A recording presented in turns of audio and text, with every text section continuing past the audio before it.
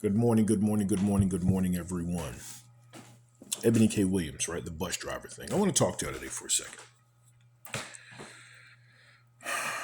Kanye West said, they teach us to love their wealth and hate ourselves. That's why Shorty's hollering where the ball is at. No, I need to teach you something today. I need to give you a little lesson. It's not what it is. They don't teach us to love their wealth. They teach us to behave like them. And I don't mean them as in white people. I mean the power structure that happens to be at this moment a class of elite white elitism. White elitism has taught us a few things. And these things I like to call the master's tools. These are the tools which were used to subjugate, dominate, oppress, control. Throw it all in there. That's what they do. Here's why this is important. It's not about money. Your sister doesn't, it's not about money. Because that same bus driver, she didn't say, well, if he had a side business or if he owned a few apartment buildings, if he had a nice 401k, if he was a great father, right? Because even financially, even positive, if he was a great father, if he was a good mentor, if he was a great person. What if he was highly educated and just decided not to, he wanted to drive a bus. Maybe he was doing his very best to pay off some bills and he just didn't feel like the rigmarole of going through the crazy entrepreneurship loop. Any entrepreneur out there can tell you that it's not easy, right? And that's good enough for him.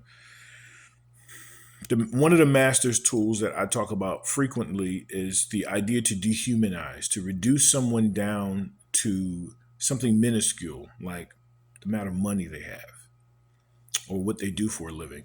But you have to understand what she was doing and what she was saying was she was telling you, I need to be with someone who is of status. I can't be with a bus driver, even if he is a millionaire, right? If this man could invested in stocks and invested in Bitcoin earlier on, and all of a sudden now he's a millionaire. He just likes driving the bus. This is why,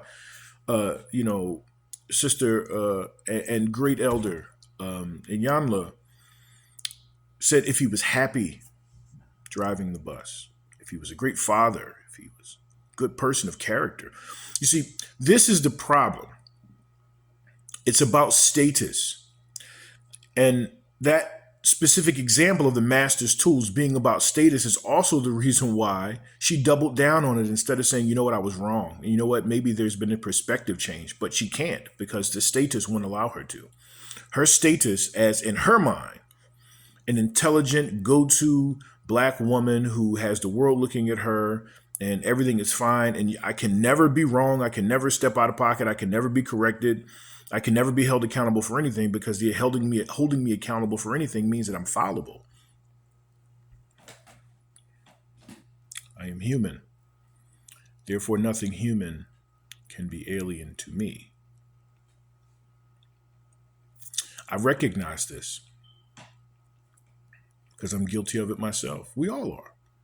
The difference is having the ability to self-evaluate and say, yeah, that was wrong. I was wrong. They're telling me something. This Yana was giving her a jewel, was giving her a nugget that clearly she did not have. And clearly she doesn't want. So I get it now. Everybody's spinning it, right? It's about black ownership. No, it's not. No, it's not. You know it's not. As a person who is very well trained in sociological thought and sociological research and sociological understanding and imaginative thinking and social imagination and blah, blah, blah, blah, blah. One of the best universities in the world, the top sociology program. And I am telling you, this woman is full of shit. And this is not a condemnation of her. It is a diagnosing of an illness that is in all of us. It is that we are all, unfortunately, we are all through and through white supremacists. Because we think like white supremacists. We behave like white supremacists. Our morals and our values are rooted in white supremacism. Don't believe me? How many of you heard her when she talked about black ownership went, oh, yeah, that makes sense.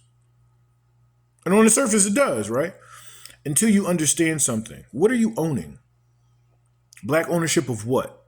So you have a business and you own that business. And you know what? At the same, and I get it. I have a business in which I'm handing down to my children, but I fully understand something. That does not make me or break me at all. It doesn't make me better.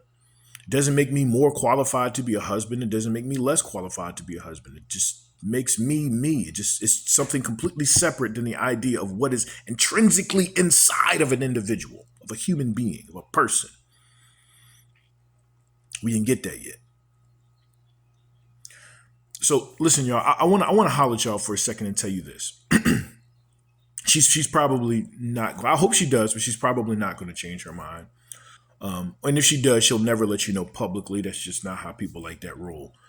But we have to start understanding what a human being is, what a relationship is, what a partnership is, what exists inside of a dynamic that would allow someone to write people off simply because of the status of the job that they're in. If you'll date a person who owns the bus line but won't date a person who drives the bus, insists you fundamentally misunderstand how economy works, how life works, how spirituality works, how all of these things work. And this isn't an emotional thing. This is a logical thing. Because if every single person thought like that, then there would be no bus drivers. You'd have 650,000 bus lines in New York City alone. Filled with 650,000 people saying, yo, I got one bus, but I'm going to be a bus driver. And I'm going to own a bus so I can date Ebony K. Williams. Listen, y'all need to understand, right? This idea of putting your name on something as a validation of humanistic quality is intrinsically white supremacist. I'm going to end with that point. It is intrinsically white supremacist. It is intrinsically elitist neo-Europeanism idea of domination, control, subjugation, and ethically and morally bankruptcy. If that is what you are depending your decisions in life in terms of how you feel, or how you could feel about another human being, you are intrinsically soaked through, cup filled, and running over full of white supremacistic ideology and education, and you are the problem.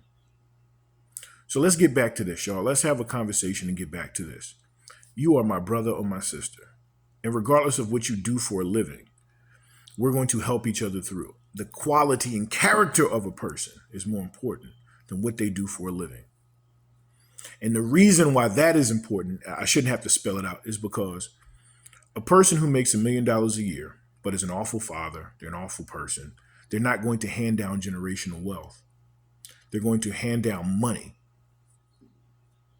They're also going to hand down the trauma that comes along with being a bad person, so what the money doesn't matter.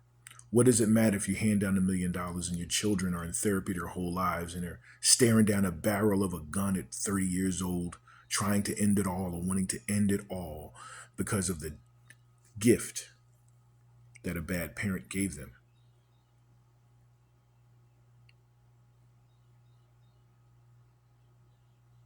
Get away from that thinking, y'all.